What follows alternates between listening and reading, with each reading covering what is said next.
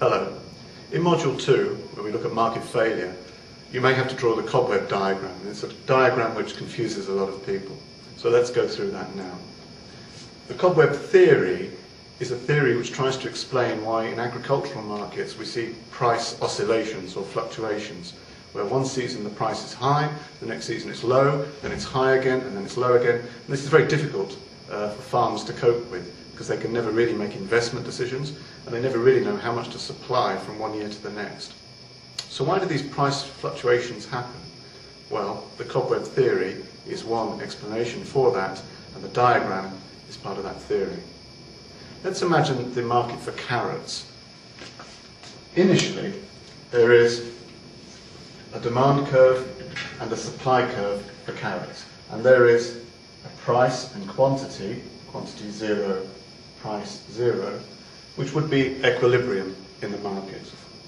And let's imagine something happens one year to the crop of carrots, perhaps adverse weather conditions or something, massively reduces the amount available to Q1.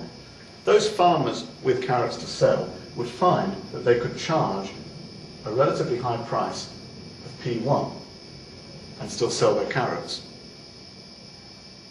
When it comes to planning for the following year, they will look back at price P1 and be encouraged by that and be willing to grow quantity Q2 for the following year. That's at the heart of the whole cobweb theory, that farmers make their supply decisions based on the previous year's prices.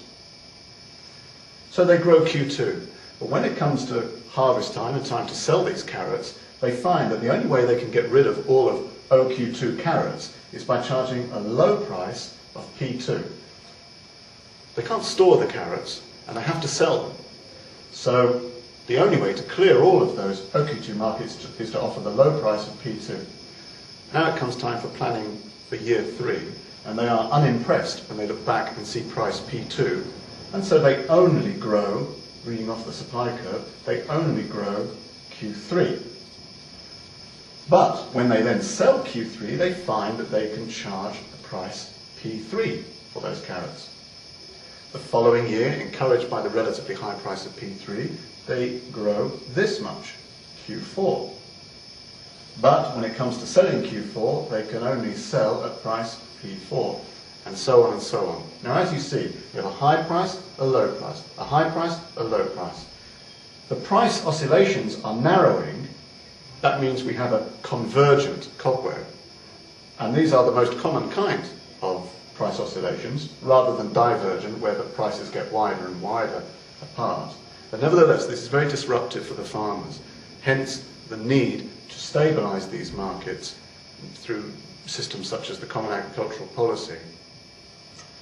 We can highlight the oscillations, I'll use red to do that, by showing that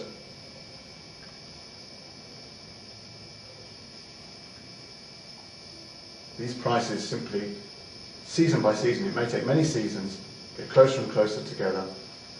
Of course, in the meantime, something else may have thrown them off that equilibrium and they may enter a new cobweb.